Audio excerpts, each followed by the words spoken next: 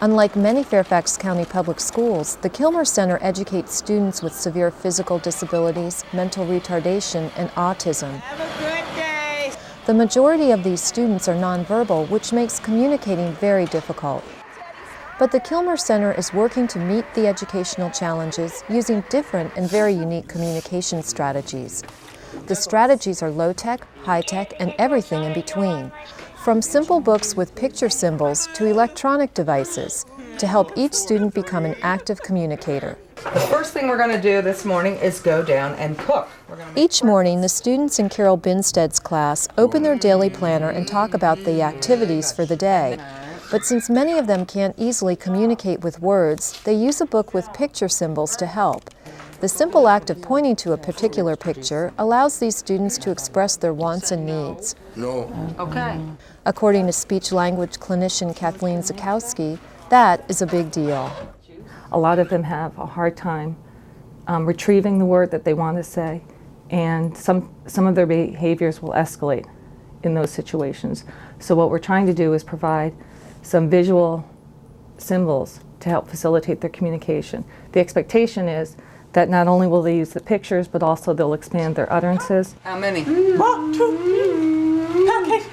Carol students are excited about today's activity, cooking breakfast. The students are given specific picture symbols to help identify nouns and verbs they will need to use during this activity, like egg, stirred, juice, waffle, and sausage.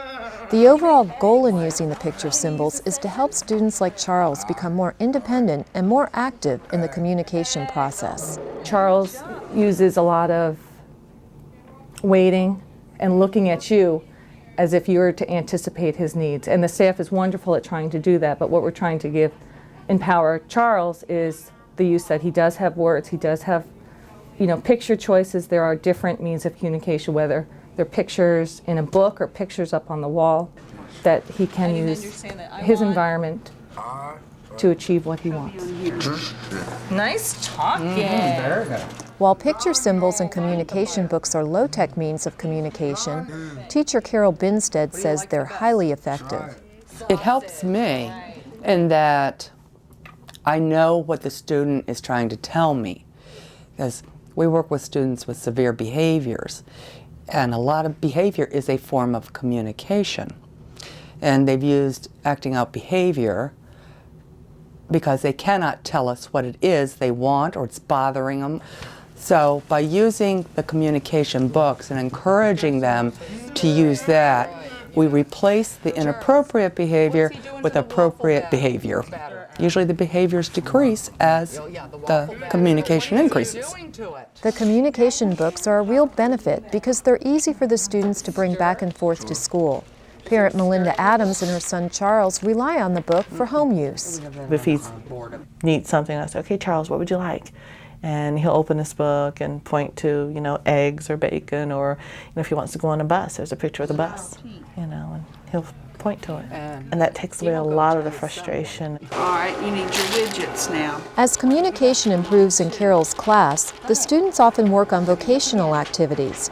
Today they're placing widgets and brochures into bags for Cox Communications. Melinda feels these skills will someday help prepare Charles for life outside the Kilmer Center. I wanted to focus on more vocational type skills for Charles to help him when he's making that transition from here to an adult type setting. So that's really important for me, him to be able to have those self-help and vocational skills to be able to become employed when once he is old enough to be able to go out into the workforce and work, which is my dream.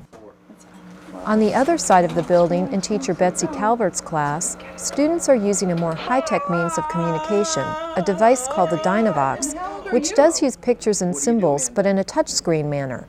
It's also programmed to speak. Hi, my name is Amanda. Betsy says this piece of technology is perfectly suited to meet Pammy and Amanda's communication needs. The students in our classroom are all totally nonverbal.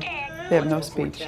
Their physical bodies are such that it would be difficult, if not impossible, for them to touch picture symbols or manipulate anything using their hands or any fine motor devices. So they need a device like the Dynavox, which has a lot of options for controlling it. With Pammy and Amanda, they could touch the screen to do a direct select of the picture.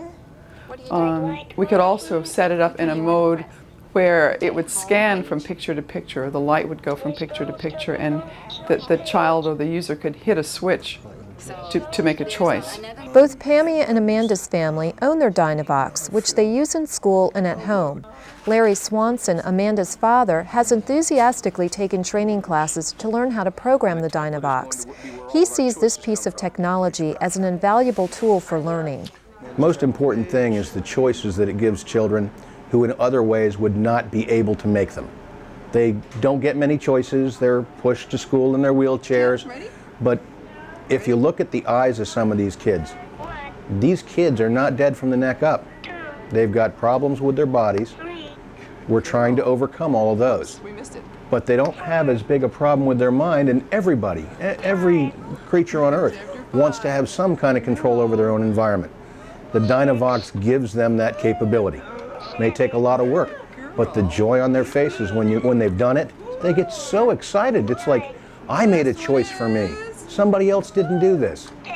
Good job, Amanda. Being able to communicate with others outside the classroom is very important to students like Pammy and Amanda. They frequently go on outings outside the school. One place they often visit is Freshfields, where they've made friends with some of the staff. When the girls are feeling well, they will initiate conversation. You can see in situations like that that both girls are so happy to have independent friends and to be able to communicate as independently as possible.